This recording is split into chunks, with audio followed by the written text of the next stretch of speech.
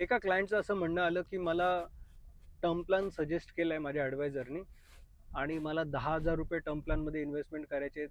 10-12 वर्ष ते पैसे भरायचे आहेत आणि 1 करोडचा इन्शुरन्स कव्हर देत आहेत.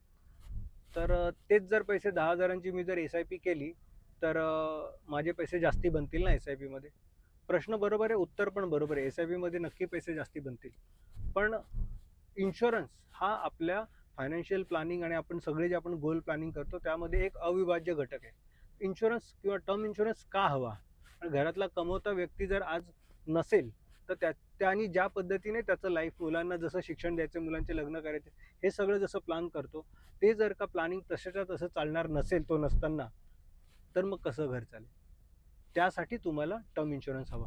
म्हणजे तुम्ही जे प्लॅन केले ते तुम्ही असो किंवा नसो, ते प्लॅन तसंच्या तसं चालले पाहिजेत.